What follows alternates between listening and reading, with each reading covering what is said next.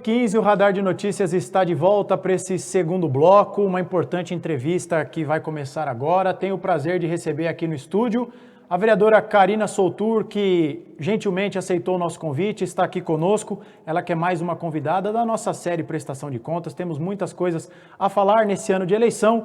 Vereadora, queria agradecer muito pela sua presença. Seja bem-vinda aos estúdios do Radar de Notícias. Obrigada, André. Eu que agradeço você pela oportunidade para a gente falar um pouquinho com o pessoal de Guarulhos, que você sabe, as mídias em Guarulhos a gente não tem tantas, né? E muito menos que chegue. Então, ter esse profissionalismo que você tem, isso é muito bacana. Muito obrigado, temos uma pauta extensa e eu quero aproveitar, a senhora é a primeira vice, né, da Câmara de Vereadores. Sim. Eu queria começar perguntando o seguinte, por que a Câmara nunca teve uma mulher na presidência? Guarulhos é uma cidade machista, a Câmara é machista, qual a dificuldade de ter uma mulher na cadeira de presidente da Câmara de Vereadores? Eu acho que é a falta de mulheres na política, né? Quanto mais homens ocupando o espaço, mais chance eles vão ter de ser presidente.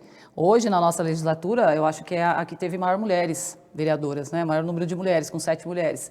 E isso a gente alcançou uma cadeira para ser vice-presidente. Então, eu acho que são a pouca participação das mulheres, porque machismo não, eu acho que ali está bem tranquilo, sabe? Pelo menos nessa legislatura eu vejo o pessoal bem tranquilo, às vezes a gente encontra algumas dificuldades, mas em relação ao machismo não, o pessoal dali é bem bacana, os vereadores eles são bem sucintos. A senhora citou o fato de termos 7 mulheres na legislatura, mas ainda assim é 20% da casa, ainda é um número que eu acredito que pode aumentar bastante, porque a população brasileira é formada por cerca de 52% de mulheres. Isso. Então, a maioria do país é composto por mulheres, mas a representatividade no legislativo ainda está muito abaixo.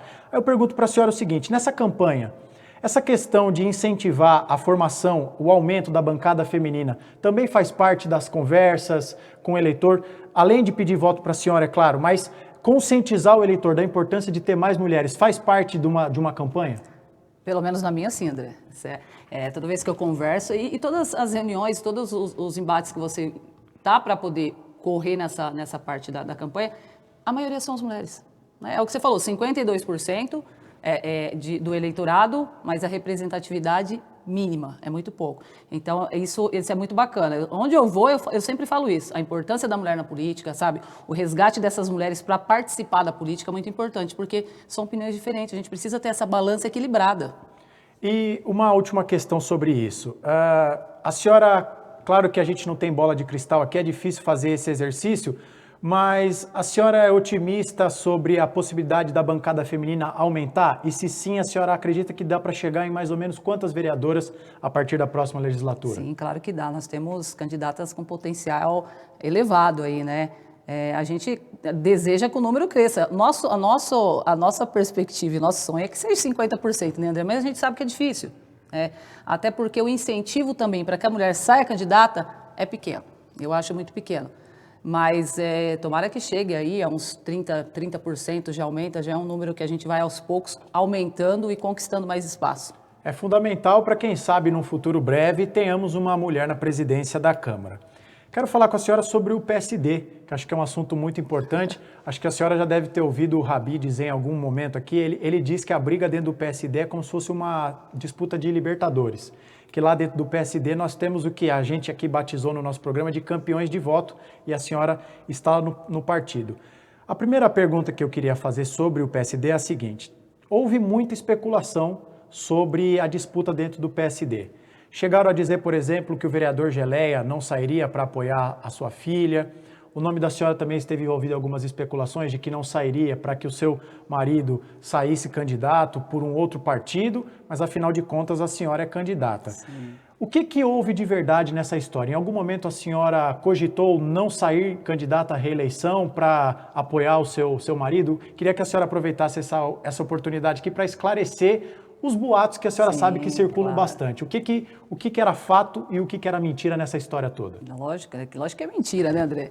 O nosso trabalho com essa parte de mulher, de elevar a mulher, de chamar mais mulheres na política, o trabalho todo que eu tenho, não é um trabalho para que a gente tenha medo, né? É um trabalho para que a gente possa progredir cada vez mais. Então, boatos sempre saem, não tem jeito, né? É que o nosso nome também estava cotado para ser uma possível vice. Então, talvez através disso tenha saído esse boato de que talvez o Eduardo sairia pelo Republicanos, porque ele está no Republicanos, né? Mas a minha candidatura como vereadora sempre estava de pé.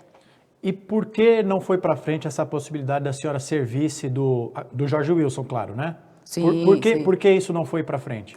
Não sei, né, André? Mas assim, ficamos felizes, estamos felizes pelo nosso vice, Jesus, né? Porque foi uma escolha, a gente sabe que a gente precisa construir, a gente precisa ter time, a gente precisa ter pessoas boas do lado para que a gente possa chegar onde a gente quer. Então a escolha foi certa, eu estou totalmente de acordo com Jesus e a gente está para somar. Chegou a haver algum convite para que a senhora fosse vice ou não passou de uma sondagem, uma especulação? Queria que a senhora falasse um pouco sobre isso. Acho que só uma sondagem, uma especulação, vamos deixar assim. Tá certo. Então, ainda sobre o PSD, eu queria ouvir a senhora sobre um aspecto. A estimativa que se tem, né, pelo menos eu já ouvi isso do Rabi em alguns programas, é que para ganhar uma cadeira no PSD, nesse contexto de disputa apertada, sejam necessários entre 6 mil e 7 mil votos. É muito voto. Bastante. E também naquele campo da especulação, de informações que a gente acaba recebendo, a gente chega ao nosso ouvido de que estaria tendo ali uma cobrança dos vereadores para que houvesse maior suporte do partido, atenção de quem manda dentro do partido, etc. e tal. Queria que a senhora falasse como que está essa disputa dentro do PSD. Está uma disputa sadia? Está tendo muita troca de farpa no bastidor ou está tudo tranquilo? Não, está tranquilo. Ali é briga de gigantes, né? Somos 6 vereadores ali dentro, muito bem votados, todos com capacidade de reeleição, né? Pessoal que eu admiro muito, mas assim, entre nós está tranquilo. Estamos trabalhando para que todos nós possamos ter muito voto, né, André? Porque tem que ter bastante voto. Eu tive 6.525 votos, então estamos trabalhando para que esse número aumente junto com os vereadores e mais o partido também, que nós temos um partido, tem pessoal com potencial de voto muito bom ali, que está com a gente, que está saindo agora na candidatura, e eu tenho certeza que se tudo der certo, vai dar para a gente chegar. E dentro da expectativa, as estimativas do partido, vocês trabalham com quantas cadeiras?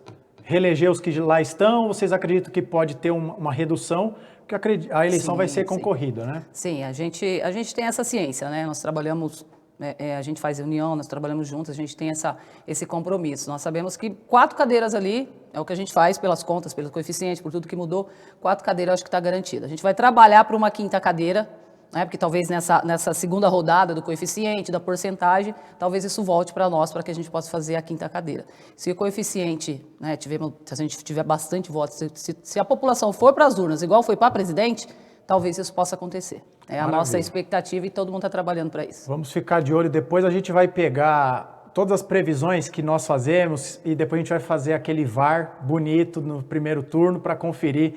A gente não trabalha com bola de cristal, mas a gente, quando dá opinião, a gente está embasado. Então vamos ver se a gente vai acertar as nossas previsões.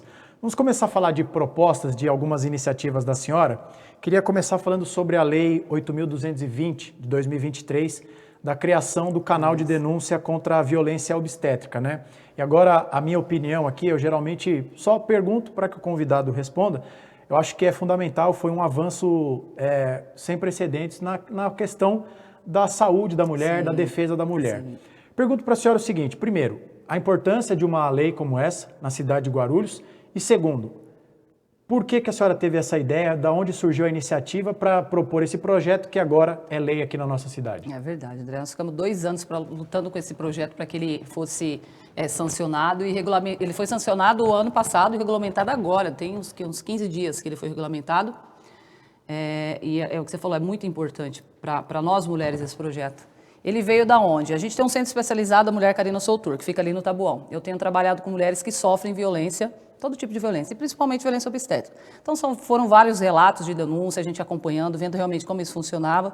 Eu também tenho uma pessoa muito próxima de mim, que é a Joyce, que ela sofreu absurdos assim, de violência obstétrica aqui em Guarulhos, e através disso a gente foi construindo caminhos para que a gente pudesse chegar nessa lei que hoje, graças a Deus, graças ao prefeito Grutti, eu falo graças ao secretário Márcio Pontes, ao Adam Cubo, sabe, que puxou mesmo isso para que aqui em Guarulhos houvesse essa lei. E você sabe que é a primeira cidade no Brasil que tem essa lei vinculada à Secretaria de Segurança Pública, porque nós temos muitas ligadas à ouvidoria da saúde, né, que a ouvidoria a gente vira uma estatística, você liga lá, a mulher está sofrendo de violência obstétrica, liga, só ela entra como número. Aqui não, aqui se tiver esse tipo de violência, denunciou no 153, a GCM vai até lá e ela vai resolver esse caso. E foi o que aconteceu, nós tivemos um caso recente no Hospital Bom Clima, no hospital particular.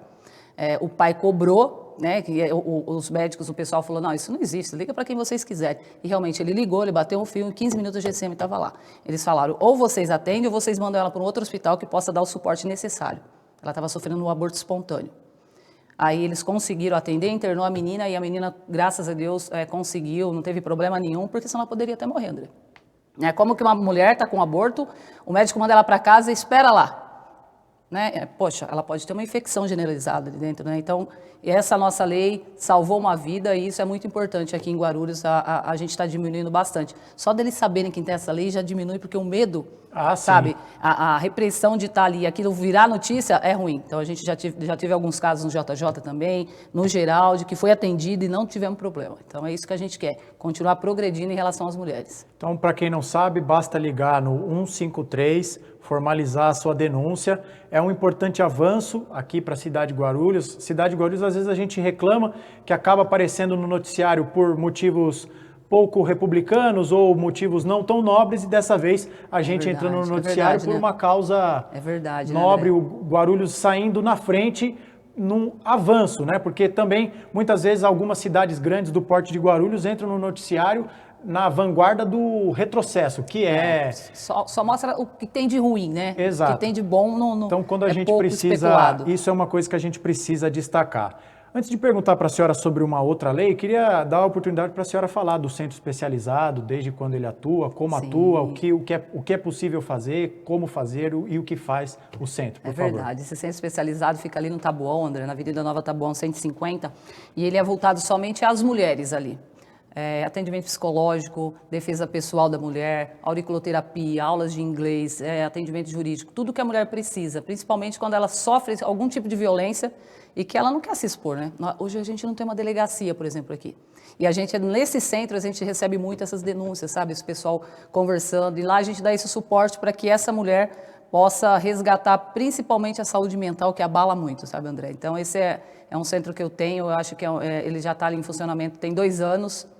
É um pessoal, umas psicólogas maravilhosas que trabalham ali com a gente, inclusive a Maurine Pontes e a doutora Miriam que está lá, e tem um carinho muito grande pelas mulheres, que é o que a gente precisa, sabe? Resgatar essas mulheres, porque só nós sabemos as nossas dores, viu, André?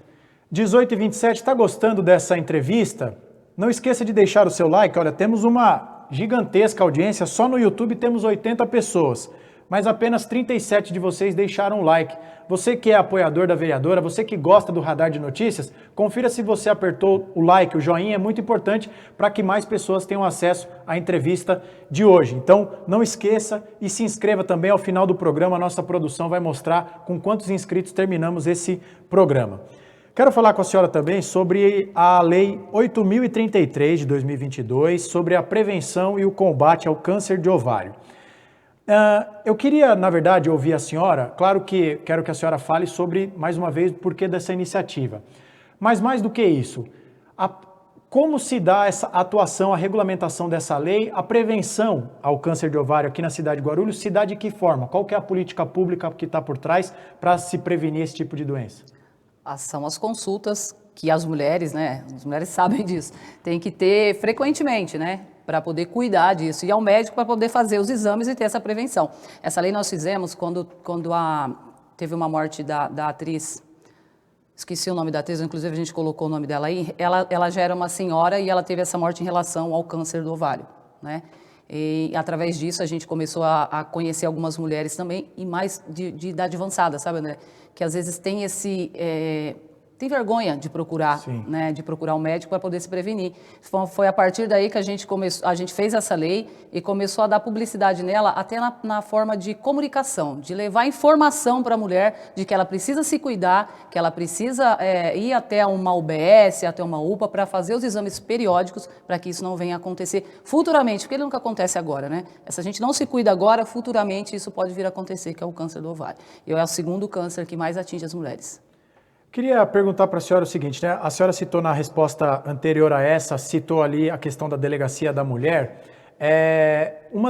A senhora está no partido que apoia o candidato Jorge Wilson, e um dos trunfos que ele diz ter é a proximidade com o governo estadual. Isso mesmo. E a gente sabe que essa questão da delegacia, a polícia, enquanto um órgão sob o guarda-chuva do Estado, fica a cargo do Palácio dos Bandeirantes, esse tipo de iniciativa. A senhora já teve a oportunidade de conversar com o candidato Jorge Wilson, de cobrá-lo para ter um compromisso concreto para a criação de outras unidades de delegacia da mulher aqui na cidade de Guarulhos? E mais do que isso, ampliar o horário de funcionamento, porque a violência doméstica não escolhe horário. Não escolhe. A mulher agredida, violentada, precisa ter o amparo independentemente do horário. Hoje a gente nem tem, né, André, uma delegacia especializada mulher aqui. Antes a gente tinha, fechou, então é atendida ali na seccional, onde os atendentes são homens, as mulheres não se sentem à vontade de fazer essa denúncia.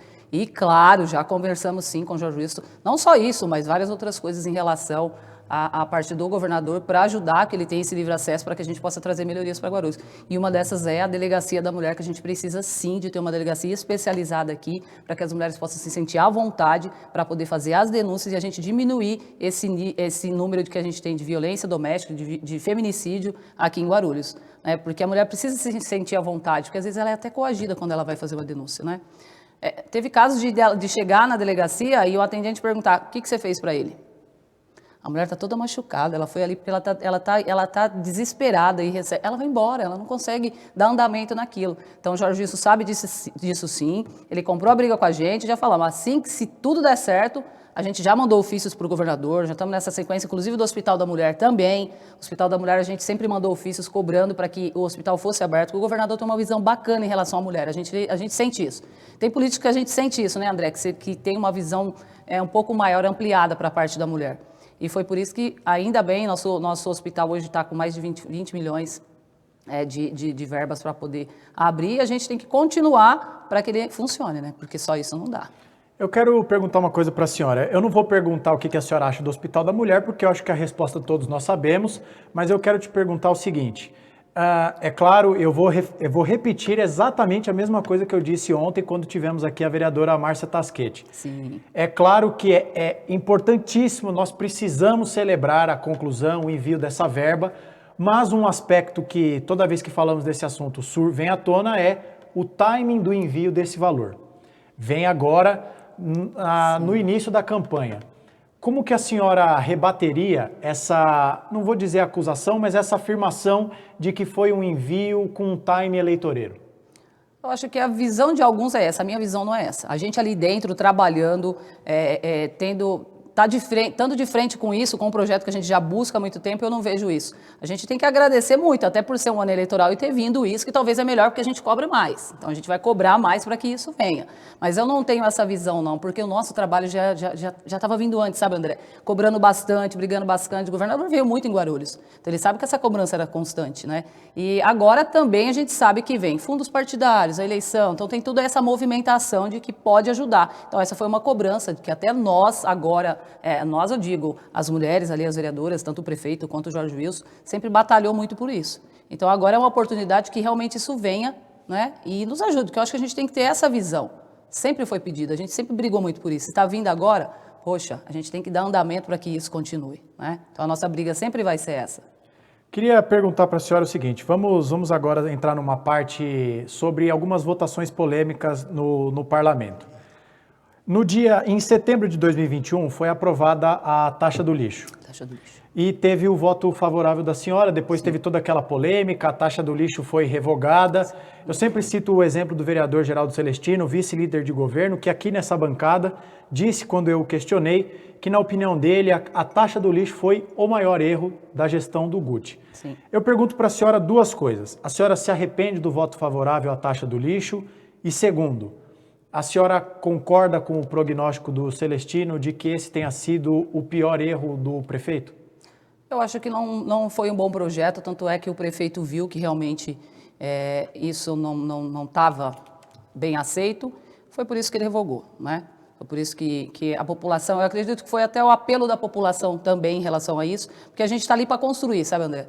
Nós estamos ali para construir, para fazer o que é melhor para a cidade, a gente acompanha, é o que eu falo, é quem está na rua, quem vê como funciona, como que está o caminhamento da cidade, que é o que você vai fazer, se eu vou votar contra ou se eu vou votar a favor. Porque uma coisa que eu não tenho é isso, ficar em cima do muro. Ou eu sou sim ou eu sou não. Eu não vou me abster de nada, nunca você vai ver um voto desse, né? Se estamos juntos, se é para o bem da cidade, a gente vai fazer isso. Foi um erro do prefeito? Acho que ele mesmo viu isso. Acho que a gente não precisou nem falar, não temos mais a taxa do lixo, foi revogado, eu acho que é isso que importa. A senhora falou que, no começo da resposta, que não era um projeto muito bom. Sim. Não sendo um projeto muito bom, como explicar 26 votos favoráveis a esse projeto? É isso que eu falei, a gente tem que olhar não só o projeto em relação àqueles que criticam, a gente tem que saber como que está o funcionamento da cidade. O que impactar esse projeto no que passou para a gente, não é? Porque você sabe que a gente tem como estava a nossa cidade, como está hoje também em relação até a taxa de lixo, até essas coisas. Até onde eu ando, por exemplo, tem alguns lugares que não eram, eu nunca tive problema com taxa de lixo onde eu vou. As comunidades, por exemplo, que eu ando, nem sequer chegou, porque a taxa não chegou para todo mundo. Não era para qualquer pessoa que a taxa do lixo chegava. Tanto é que no meio a base eleitoreira ali na maioria, a gente nem foi conversado sobre isso, porque para alguns que a gente tinha relação, a gente até conversava e explicava o porquê, né? Porque a gente tem que saber e tem que dar um bom andamento da cidade, igual o IPTU. O IPTU não subiu, já faz, desde o governo Guti, né? Não temos aumento do IPTU. Mas isso a gente tem que saber como vai ficar depois nesse impacto que vai ter na cidade. Aí depois se aumenta o IPTU for aumentar, não sei, numa próxima gestão, vai ter que ter um porquê. Sim. Né? Então a gente tem que votar em projetos que vai ser bom, não é só para sair bom para mim, tem que sair bom para a cidade, para a gente saber o que vai impactar também no orçamento da cidade. Queria ouvir a senhora sobre a questão dos servidores, que aliás são o carro-chefe aqui da nossa audiência, muitos servidores aqui conosco. Essa questão dos servidores públicos tem dado o que falar, foi parar até na Justiça de São Paulo. Sim. Basicamente, para quem está nos acompanhando e não sabe todos os detalhes do caso, o que aconteceu foi que o STAP entrou com um pedido de liminar na Justiça de São Paulo, pedindo uma liminar para que fosse revogado a lei, porque o STAP alega que deveria ter sido dado o reajuste do IPCA, que girava em torno de 4,5%, mais 1%, que daria um reajuste de cerca de 5,5%. No final das contas, o reajuste foi de 2%, e no mês de agosto, o servidor acabou recebendo 2% a menos, porque no argumento da prefeitura, não haveria condição de, respeitando a lei de responsabilidade fiscal, Sim, pagar o que a lei anterior de 2023 previa. Como que a senhora está avaliando essa questão do reajuste? A senhora acredita que a condução daquele projeto que acabou resultando nos 2% foi um erro do parlamento? O que a senhora tem a dizer sobre essa questão dos servidores? Bom, eu valorizo muito os servidores, sabe, né? Se dependesse de mim, a gente ia dar realmente o reajuste que eles mereciam. Mas é o que eu falei, a gente ali está num conjunto, está numa discussão, onde a gente tem que saber o que o executivo vai fazer para poder impactar, o que isso vai impactar também na prefeitura, né? Eles merecem toda a valorização que tem que ter, né? Se fosse por mim, daria mais, lógico, né? Mas é o que eu falei, a gente tem que estar dentro daquela discussão para saber o que vai impactar. O prefeito mandou isso, conversamos, inclusive eu acho que o STAP errou nisso daí, né? Mas eu não quero nem discutir isso, porque o que a gente precisa é valorizar e fazer o que é certo para que eles recebam realmente o que é de valor deles. Uma última questão sobre esses projetos que dão o que falar, até a votação desse assunto que nós vamos falar agora da Sabesp foi divulgado por portais da imprensa nacional, então acho que não poderia ser diferente, primeiro pela envergadura da cidade de Guarulhos e também por se tratar da privatização de algo vital como é a água. Por que o voto a favorável da senhora à privatização da Sabesp? A senhora está convencida de que era um passo necessário aqui para a cidade de Guarulhos? Eu acredito que sim, André. Eu acho que, por tudo que a gente estudou, por tudo que a gente viu, a gente vê que a Sabesp a privatização vai alcançar um número muito maior de investimento aqui na nossa cidade. Eu acho que o investimento vai ser muito grande, né? Teve uma briga até em relação à cidade de São Paulo. A cidade de São Paulo teve essa contrapartida, Guarulhos não teve, mas a gente não tem o mesmo poder de barganha que São Paulo. né? Guarulhos é totalmente diferente. Olha a arrecadação de São Paulo, é 100 bilhões, Guarulhos é 7,5. Então a gente não pode comparar São Paulo com Guarulhos para poder ter um poder de barganha em relação à Sabesp. Mas eu sim, fui de acordo sim, porque por tudo que vai investir, por tudo que vai fazer crescer a nossa cidade, eu acho que essa privatização foi certa e é isso que nós vamos fazer agora, cobrar. Porque a gente está vendo em alguns pontos, a Sabesp já fazia um bom trabalho antes, né, porque a gente acompanha bastante, eu estou na rua brigando, cobrando muito, e eu tenho certeza que agora vai aumentar, porque o investimento vai ser maior que a gente precisa. Nós precisamos de dinheiro para poder investir na nossa cidade e cobrar essa qualidade de vida, essa infraestrutura da cidade, essa água, esse esgoto, a gente precisa melhorar. A senhora não teme que, porque na verdade por trás, a lógica da empresa quase sempre é aumentar o seu lucro e para isso o caminho muitas das vezes é a redução dos gastos e que às vezes, nem sempre, é importante deixar claro, acaba refletindo no sucateamento do serviço. É. A senhora não teme que isso aconteça com a água? Não acho não, porque eu acho que a gente precisa de qualidade, né? Eu tenho certeza que muitos moradores de Guarulhos, quando a gente teve essa diminuição da falta de água, eu prefiro pagar, eu já ouvia muito, eu prefiro pagar a vereadora do que ficar sem água. Eu prefiro ter qualidade de vida, eu prefiro ter esgoto em casa do que eu não ter o gasto com isso. Eu acho, até porque a gente vai ficar em cima disso também, né, Adriana? Nós vamos fiscalizar também uma vez esse contrato, porque o contrato tem todas as cláusulas, tem todos os anexos, tudo vigente. Então ele tem que seguir aquilo. E a gente não ia fazer nada, votar em nada, que prejudicasse a nossa população de Guarulhos. Pelo menos eu não faria isso. Importante. 18h40, caminhando aqui para a parte final da nossa entrevista, queria ouvir a senhora sobre a disputa à prefeitura, né? Falamos na disputa enquanto a briga para chegar ao legislativo, falamos de alguns projetos da senhora. Queria ouvir a senhora sobre essa disputa entre os candidatos a prefeito. Como que a senhora está avaliando essa disputa? O que a senhora está achando desse... Porque nós temos dois conflitos distintos, né? Temos candidatos à esquerda brigando entre eles e temos o Lucas Sanches e o Jorge Wilson também brigando para ver quem vai representar. Me parece muito claro que teremos uma disputa polarizada no segundo turno. Isso aí, também Como que a senhora está avaliando isso? A senhora acha que o Jorge Wilson tem fôlego para chegar ao segundo turno? Claro, mas imagina, nosso candidato está trabalhando muito, nós trabalhamos para poder ajudá-lo também, e tenho certeza que o Jorge Wilson chegará ao segundo turno, sim. E vamos vencer essa eleição. E como é que a senhora enxerga, por exemplo, quando vai ter um debate, e aí o eleitor senta e fala, eu estou indeciso, não sei em quem vou votar. Vou pegar aqui, vou sentar para assistir, quero ouvir a proposta do candidato A e do candidato B. E o que a gente mais tem no debate é a acusação, e tira a chave do comércio do bolso, a foto da suposta agressão e um monte de coisa. A senhora também é eleitora. Claro. A senhora não fica frustrada quando vê um debate caminhando por esse... Sim, isso é verdade. Eu acho que eles precisam apresentar mais as propostas, falar mais do futuro, né? Chega desse negócio, o passado já foi, né? Vamos ver daqui para frente o que vai fazer, o que vai melhorar nessa... Trazer coisas boas para a nossa cidade, eu acho que isso é importante. E isso que você falou é verdade, André, o eleitor fica, poxa, mas só ficam brigando, tem isso, tem aquilo, por que eu vou votar? Por que você quer que eu vote no Jorge Wilson? Aí, né, a gente entra com essa... o meu olhar é isso, por isso que às vezes até para mim, por que você vai votar em mim? Poxa, olha para trás, vê tudo que a gente já fez, o que já caminhou, por todos os caminhos que você passou, tudo que já foi feito, o seu projeto, né? Então, eu acho que tem que olhar para esse lado. Mas eu acho que essa parte de briga tá feio, né? Tá difícil. Não só entre os candidatos a prefeito, mas a sessão da Câmara de ontem mostrou o que tem acontecido aí com a eleição chegando. Vereadora, queria... a última palavra que eu faço para a senhora, porque imagino que a senhora pode ter se preparado para responder uma série de coisas e que às vezes a entrevista vai caminhando para o lado que eu vou levando aqui. Vou fazer uma última pergunta que eu faço para os vereadores que vêm aqui concorrendo à reeleição, para a gente encerrar, é a seguinte: por que a Karina Soltour merece ser reeleita? Porque ela continua nessa briga da mulher, nessa igualdade de gênero, porque o nosso espaço precisa ser ampliado, né, André? A nossa igualdade tem que estar junto. Nós precisamos buscar projetos, políticas públicas voltadas à família e à mulher. Precisamos da valorização do professor. Eu estou numa briga muito grande em relação a isso, sabe, André? As professoras eventuais aqui na nossa cidade, nós estamos caminhando, construindo, porque eu acho que a política é isso. A gente tem que construir para que futuramente a gente possa mudar, principalmente essa classe de professores que a gente valoriza tanto, nós valorizamos, né? Então, a gente precisa também buscar essa valorização em relação ao executivo. Então, sempre ampliar para que a nossa educação seja melhor, para que para que a mulher seja respeitada, tenha o seu espaço respeitado, tenha os seus direitos garantidos, a família, né? E o esporte, porque eu acho que tudo isso vincula. Ali para a nossa região, não sei se você viu, região do Taboão, o Hospital da Criança as obras estão aceleradas, já está em andamento, temos uma arena que está ali também, que é qualidade de vida para a população. Tá então, ficando bonita a está arena, ficando hein? lindo. Então, o nosso trabalho sempre vai ser esse, direito das mulheres, brigar pela família, lutar pelos professores, que a educação para a gente é muito importante.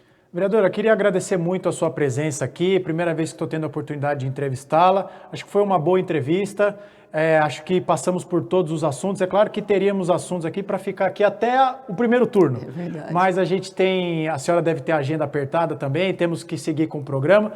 Mas eu queria agradecer muito a presença da senhora, né? A senhora falou aqui antes de começar que não costuma dar muitas entrevistas, então eu agradeço muito por ter aceitado o convite do Radar, por ter topado estar aqui com a gente, se posicionando. Eu acho que o eleitor, nosso telespectador, pode até não ter concordado com tudo que a vereadora disse, mas o fundamental de tudo isso, e eu tenho dito isso nos nossos programas e repito hoje, é que o vereador, o agente público, tem a disposição que a vereadora teve de sentar aqui e ser questionado e responder. O juízo de valor cabe a você que está nos acompanhando, mas é fundamental que o agente público, que o vereador, sobretudo o que busca a reeleição, venha prestar contas, como a vereadora fez aqui. Então agradeço a você, agradeço a sua equipe, desejo boa sorte nessa caminhada. Ainda temos quase 40 dias até o primeiro turno, a senhora ainda vai rodar a cidade bastante. Ainda, eu tenho certeza, mas conte com o Radar de Notícias e volte mais vezes. Obrigada, André, eu que agradeço.